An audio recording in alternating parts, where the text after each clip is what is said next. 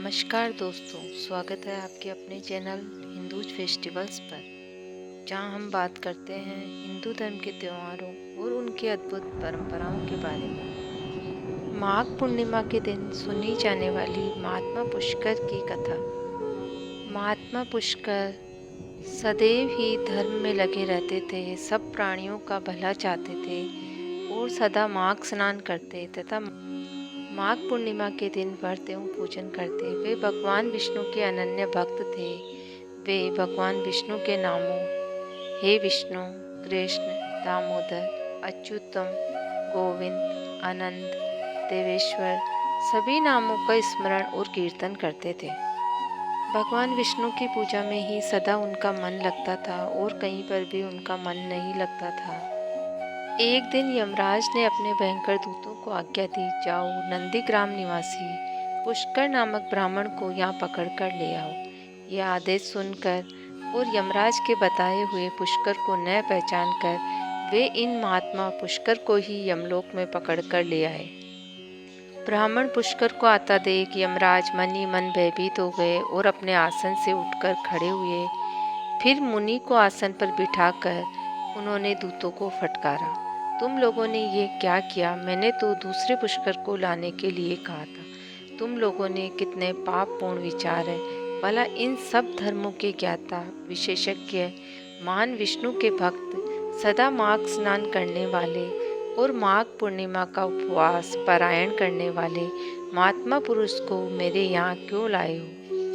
दूतों को डांट कर यमराज ने पुष्कर से कहा, तुम्हारे सभी पुत्र और स्त्री दुख से व्याकुल हो रहे हैं, तुम अभी यहाँ से जाओ। तब पुष्कर ने यमराज से कहा, महाराज, हे भगवान, जहाँ पापी पुरुष को यातनाएं मिलती है, शरीर धारण करके कष्ट भोगते हैं, उन सब नरकों को मैं देखना चाहता हूँ। यह सुनकर यमराज ने पुष्कर को सैकड़ों और हजारों नरक दिखलाए। महात्मा पुष्कर ने देखा पापी जीव नरक में पड़कर बड़ा कष्ट भोगते हैं। कोई सूली पर चढ़े हैं, किसी को व्याघ्र खा रहा है जिससे वह अत्यंत दुखी है, और कोई तपी हुई बालू पर जल रहा है, किन्हीं को कीड़े खा रहे हैं, कोई जलते हुए घड़े में डाल दिया गया है, कोई कीड़ों से पीड़ित है, कईयों को आरे से चीरा जा रहा है, कोई कुल्हाड़ी से काटे जा रहे हैं, किन्हीं को खारी कीचड़ में कष्ट भोगना पड़ता है, किन्हीं को सुई चुभो चुभो कर गिराया जा रहा है, कोई सर्दी से पीड़ित है। अन्य जीवों को नरक में पड़कर यातना भोगते देख पुष्कर को बड़ा दुख हुआ। वे उनसे बोले, क्या आप लोगों ने पूर्व जन्म में कोई पुण्य नहीं किया जिससे यह यातना में पड़कर आप सदा दुख भोग रहे हैं? नरक के जीवों ने महात्मा पुष्कर को कहा, हे ब्राह्मण देवता, हमने पृथ्वी पर कोई पुण्य नहीं किया, इसी का दुख और कष्ट हम यहाँ भोग रहे हैं। हम नरक की आग में जल रहे हैं। हमने पराई स्त्रियों से अनुराग किया, दूसरों के चुराए धन से अपने परिवार तथा खुद का पालन पोषण किया, बिना अपराध के ही दूसरों पर लांछन लगाए, ब्राह्मणों की निंदा की और जिनके भरण पोषण का भार हमारे ऊपर था उनसे भी पहले हम खा लेते थे। इन्हीं सब पापों के कारण हम लोग इस नरक की आग में जल रहे हैं। प्यारी गौएं जब जल की ओर दौड़ती हुई जाती है तो हम सदा उनके पानी पीने में विघ्न डाल दिया करते थे। गायों को कभी खिलाते पिलाते नहीं थे। बछड़ों को भूखा रखकर उनका पूरा का पूरा दूध पेट पालने में लगाते थे। जो द्वार पर लेने आता था उसको भी कोई दान नहीं करते थे। अपने स्त्रियों को भी त्याग दिया। इसी व्रत से भ्रष्ट हो गए। दूसरों के अन्न में सदा रुचि रखते, पर्वों पर भी स्त्रियों के साथ रमण करते, ब्राह्मणों को देने की प्रतिज्ञा करने में भी लोभवंश उन्हें दान नहीं दिया करते। हमने दूसरों की जमीन और जायदाद हड़पते, अपने मित्रों से द्रोह करते, झूठी गवाही देते रहते थे। इन्हीं सब पापों के कारण आज हम जल रहे हैं। महात्मा पुष्कर ने यह सब सुनकर कहा, क्या आप लोगों ने भगवान जनार्दन अर्थात भगवान विष्णु का एक बार भी पूजन नहीं किया? इसी से आप ऐसी भयानक दशा में पहुँचे। जिन्होंने समस्त लोगों के स्वामी भगवान पुरुषोत्तम का पूजन किया है, उन मनुष्यों का मोक्ष तक हो सकता है, फिर पाप क्षय की तो बात ही क्या है। आप लोगों को श्री भगवान पुरुषोत्तम नारायण के चरणों में मस्तक नहीं झुकाया, इसी के कारण आपको इस भयंकर नरक की प्राप्ति हुई है। अब यहाँ हाहाकार करने से कोई फायदा नहीं है। आप निरंतर भगवान श्री हरि का स्मरण कीजिए। वे भगवान श्री विष्णु समस्त पापों का नाश करने वाले हैं। मैं भी यहाँ जगदीश्वर के नामों का कीर्तन करता हूँ, वे नाम निश्चय ही आपका कल्याण करेंगे।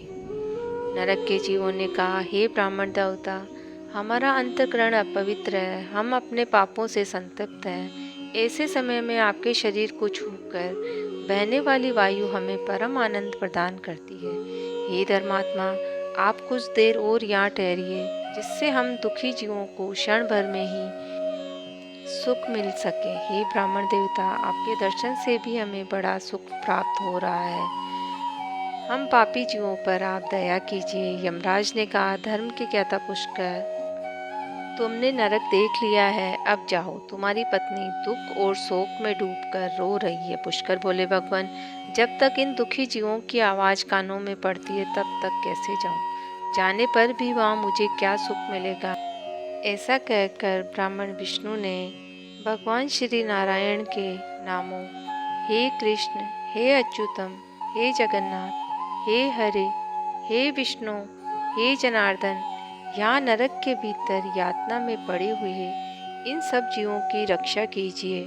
पुष्कर की ऐसी प्रार्थना को सुनकर, भगवान के नाम सुनकर वह नरक में पड़े हुए सभी पापी क्षण भर में ही मुक्त हो गए और वे बड़ी प्रसन्नता के साथ पुष्कर से बोले, हे ब्राह्मण देवता, हम नरक से मुक्त हो गए हैं। इससे संसार में आपको अनुपम कीर्ति का विस्तार हो। यमराज को भी इस घटना से बड़ा आश्चर्य हुआ। वे पुष्कर के पास जाकर प्रसन्न होकर वरदान के द्वारा उन्हें संतुष्ट करने लगे। वे बोले, धर्मात्मा पुष्कर, तुम पृथ्वी पर जाकर सदा वहीं रहो। तुम्हें और तुम्हारे मित्रों से मुझे कोई भय नहीं है। जो मनुष्य तुम्हारे मातम्य का प्रतिदिन स्मरण करेगा और जो वर्ष में एक बार माघी पूर्णिमा के दिन भी तुम्हारे मातम्य को सुनेगा, उसको मेरी कृपा से कभी अकाल मृत्यु का भय नहीं होगा। यमराज जी के यो कहने पर पुष्कर पृथ्वी पर वापस आ गए और अब पहले की तरह भगवान मधुसूदन की पूजा अर्चना करने लगे। हे राजन, मेरे द्वारा कहे हुए महात्मा पुष्कर के इस मातम्य को जो सुनता है, उसके सारे पापों का नाश हो जाता है।